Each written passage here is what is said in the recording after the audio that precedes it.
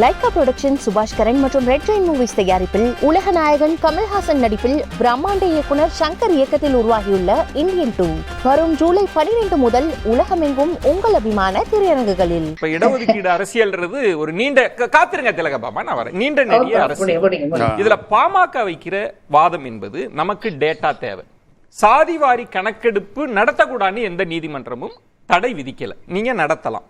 ஆனா என்ன ஒரு கொஸ்டின்னா, அந்த டேட்டாவை நீதிமன்றம் எடுத்துக்க போகுதா இல்லையான்னு. 69 விழுக்காடுக்கும் ஆபத்து இருக்கிறது. அப்ப பாட்டாளி மக்கள் கட்சி சொல்வது திமுக அரசு நீங்க உடனடியா எடுத்துருங்க. ஆனா பேராசிரியர் சொல்வது இது நம்ம செய்ய முடியாது, நம்ம அழுத்தம் கொடுக்க வேண்டியது மத்திய அரசுக்கு தான். ஒருவேளை ஆபத்து வந்தாலும் கூட மத்திய பாஜக அரசு தான் அதுக்கு பொறுப்புன்னு சொல்வதை எப்படி எடுத்துக்கிறேன். இப்ப சாதிவாரி கணக்கெடுப்பு எடுக்கணும், அந்த சென்சஸோட சேர்த்து அதை எடுக்கணும் அப்படின்ற ஒரு கோரிக்கை நீண்ட நாளான கோரிக்கை, நியாயமான கோரிக்கை. வெள்ளையர் ஆட்சி காலம் வரை 1932 வரை அது நடத்தப்பட்டது. அதன் அடிப்படையில் மண்டல் கமிஷன் இயற்றப்பட்டது. அதையே அடிப்படையாக கொண்டு 27 விழுக்காடு இதில் பிற்படுத்தப்பட்டவருக்கு இடஒதுக்கீடு அளிக்கப்பட்டது. இதெல்லாம் நடைமுறையில் நடந்துச்சு. ஆனால் அதுக்கு பிறகு சென்சஸோட வந்துட்டு கேஸ்ட் டேட்டாவை எடுக்கிறதுல எந்த விதமான ஒரு தடையும் சட்ட ரீதியாகவோ அரசமைப்பு ரீதியாகவோ இல்லை. இப்போ 2011 எடுத்த சென்சஸ் அப்போவே வந்துட்டு சோஷியோ எக்கனாமிக் கேஸ்ட் சென்சஸ் எடுக்கப்பட்டது. இது முதல்ல மக்களுக்கு புரிஞ்சுக்கணும், SECC. ஆனால் அந்த விவரத்தை வெளியிடாமல் பாரதிய ஜனதா முடக்கி வைத்திருக்கிறது. இது ஒண்ணு. அது கேட்டதுக்கு நீதிமன்றத்தில் அது என்ன சொல்லிடுச்சுன்னா, அதுல வந்துட்டு நிறைய குளறுபடி இருக்குன்னு ஒரு பக்கம் சொன்னாங்க. அப்புறம் அது சொன்னா நிறைய சமூகத்துல வந்துட்டு கான்ஃபிளிக்ட் வரும், மோதல் வரும் அப்படின்ற மாதிரி சொல்லி இதானாங்க. அப்படியெல்லாம் எதுவும் நடக்கிறதுக்கான வாய்ப்பு இல்லை. அப்படி இருந்தாலும் அப்படி மறைச்சாங்க. ஆனா நம்ம இங்க 2 பொசிஷனை பார்ப்போம். ஒண்ணு என்ன அப்படின்னம்னா அதிகாரம், இன்னொன்னு அவசியமான ஒரு தேவை, ஒரு ஜுடிஷியல் ரெக்யர்மெண்ட் அப்படின்னு நீங்க பார்ப்போம். இந்த இடத்துல தான் வந்துட்டு திரு அன்புமணி ராமதாஸ் சொல்லக்கூடிய ஒரு முக்கியமான ஒரு விடயத்தை நம்ம கருத்தில் கொள்ளணும். நீதிமன்றத்துக்கு போது இந்த கேஸ் எடுக்கிறாங்க, எடுக்கும் போது ஸ்டே அப்படின்னு கொடுத்துட்டாங்க. நீங்க இதுக்கு போராடிட்டு இருக்கணும். நான் சொல்றேன், நம்ம போராடணும். நான் என்ன கேட்கிறேன்னா, இப்ப ஒரு ஒரு இந்த இந்த வாக்கியத்தை நான் படிக்கிறேன் பாருங்க. இது வந்துட்டு என்ன அப்படின்னம்னா, அண்டர் தி ஸ்டாட்டிஸ்டிக்கல் சர்வே எடுப்பதற்கான ஒரு மாநில அரசுக்கோ இல்லை இந்திய ஒன்றிய அரசுக்கோ இல்லை ஒரு உள்ளாட்சி அமைப்புக்கோ இருக்கக்கூடிய உரிமையில் அதில் என்ன சொல்லியிருக்காங்க, the appropriate government. It doesn't say the union government alone. The appropriate government may by notification in the official gazette direct that the statistics on economic, democratic, demographic, social, scientific, environmental aspects shall be collected through a statistical survey. இல்லை, நீங்க சொல்வதைத்தான் doctor Anbumani Ramadoss அவர்களும் படிச்சு காமிச்சாங்க. ஆனா சிக்கல் என்னன்னா, நீங்க பீகார் வழக்கையை வைத்துக் கொள்ளுங்க.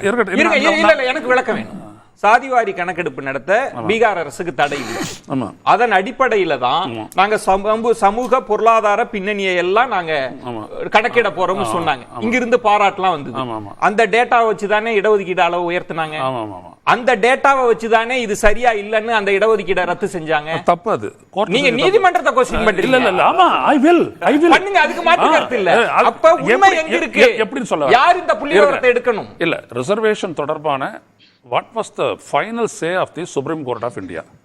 இந்திய உச்சநீதிமன்றம் ரிசர்வேஷன் தொடர்பான கடைசி கருத்து என்ன அப்படின்னம்னா, 10.5% உள்ஒதுக்கீடு செய்து தமிழ்நாட்டில் கொடுக்கப்பட்ட அந்த ஒதுக்கீட்டுக்கு எதிராக சொல்லும் போது, ஒன்று, நீங்க ஒரு ஆன்டிகேட்டட் டேட்டாவை கொடுத்துருக்கீங்க, பழைய டேட்டா, புது டேட்டா இல்லை. யாரு? நீதிமன்றம் சொன்னது. பீகாருக்கு இல்ல இல்ல இல்ல, தமிழ்நாடு 10.5 ஆன்டிகேட்டட் டேட்டாவை நீங்க கொடுத்து. இல்ல, நான் பீகாருக்கு வாங்க. வர சாதிவாரி கணக்கு 10.5 வேற. I am putting up a clear. நான் கிளாரிட்டியா கேக்குறேன். 10.5 வேண்டாம், அது குழப்பம். பாருங்க, ஆன்டிகேட்டட் டேட்டா நீ கொடுத்திருக்கிறது ஆன்டிகேட்டட் டேட்டா. இப்போ அது பொருந்தாது. ஒன்று. ரெண்டாவது விஷயம், reservation can be given only to a class, not on community, caste or anything. அதாவது சமூக, கல்வி, பொருளாதார ரீதியான பிற்படுத்தப்பட்ட தன்மைகளை கண்டறிந்து அந்த விவரத்தை கொண்டு வாங்க ரிசர்வேஷனுக்கு அப்படின்னு சொல்லிட்டு, இதான் 2 ஜுடிஷியல் ரெக்யர்மெண்ட். இல்ல சார், பாயிண்ட் என்ன?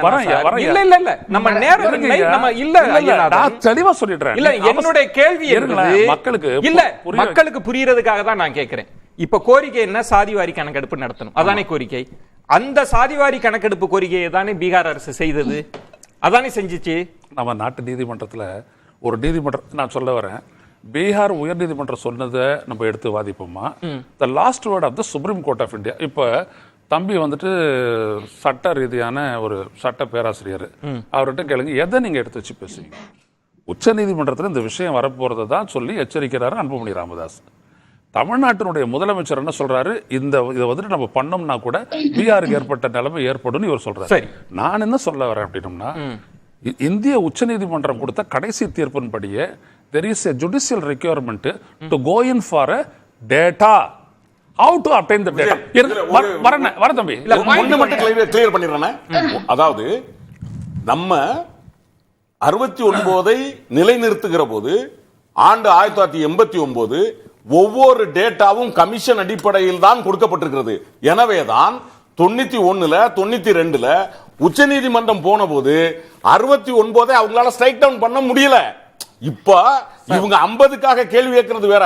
பட் நான் சொல்றது, நம்மளுடைய 69% நம்ம பிக்ஸ் பண்ணும்போது தலைவர் கலைஞர் சட்டநாதன் கமிட்டி ஒவ்வொரு கமிட்டியா கமிஷனா போட்டு தான் தூக்கி கையில கொடுத்தாரு.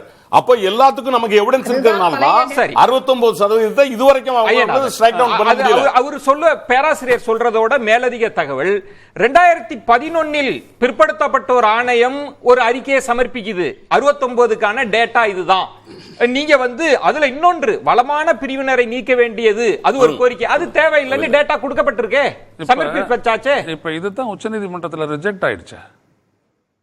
இப்ப 2021 தேர்தலுக்கு முன்னால் தமிழக அரசால் வெளியிடப்பட்ட 10.5 உள் இட ஒதுக்கீடு மோஸ்ட் பேக்வர்ட் கிளாஸஸ்ல சொல்லும்போது நம்ம இதை கோட் பண்ணோமா இல்லையா? ரிஜெக்டட். அவ்வளவுதான்.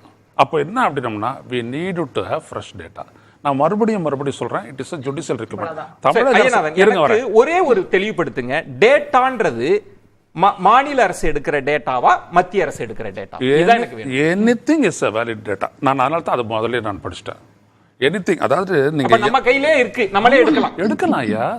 You have the right. நான் இதுல மாறுபடுறேன். அண்ணன் ஐயனார் அண்ணன், நான் ஒன்னு சொல்றேன், நீங்க 2018க்கு முன்னாடி நீங்க சொல்றபடி நம்ம எடுத்து பேக்வர்ட் கம்யூனிட்டின்னு கொடுத்தால் அவன் அக்செப்ட் பண்ணுவான். ஆனால் 2018ல தான் அந்த எகனாமிக் பேக்வர்ட் கம்யூனிட்டிக்கான நமக்கு இருந்த ரைட்ட, யாருக்கு, ஸ்டேட்டுக்கு இருந்த ரைட்ட அவன் சுப்ரீம் கோர்ட்ல தூக்கி தெளிவா அடிக்கிறாங்க. ஆஃப்டர் 1 or 2 ரைட் சார், ஒண்ணே ஒன்று சொல்லிடுறேன்.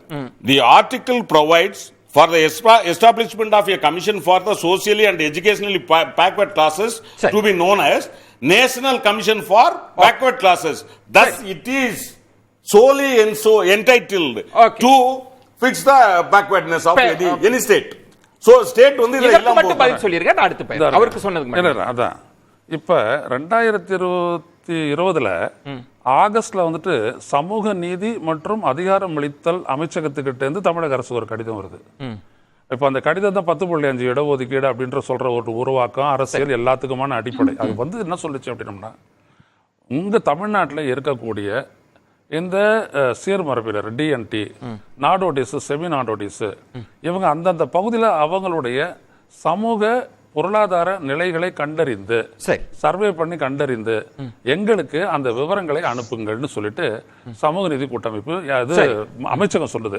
அமைச்சகம் சொல்லி தமிழக அரசு எடுக்க முற்படும் போது ஐயா ராமதாஸ் இன்டரப்ட் பண்ணி, இல்ல நீ சாதி எல்லாத்துக்கும் எடு அப்படி சொன்னாரு. பிரச்சனையாச்சு. கடைசியில அது எந்த விதமான டேட்டா இல்லாத நம்ம பண்ணோம். அது வேற விஷயம். உங்க பாயிண்ட் மாநில அரசே எடுக்கலாம் இல்ல. இப்ப இந்திய ஒன்றிய அரசு சொன்னுச்சுல்ல, அப்போ இந்திய ஒன்றிய அரசுடைய சமூக நீதிமன்றம் அதிகாரம் அளித்தல் அமைச்சகம் சொன்னுச்சுல்ல, அப்ப இருங்க வரேன். அந்த நேரமின்மை இல்லையா, நான் அதான் சொல்ல வரேன். அந்த ஸ்டாட்டிஸ்டிக்ஸை எடுத்து வச்சிருந்தோம்னு வச்சுக்கோங்க. நாங்க இப்போ அது செல்லுமா?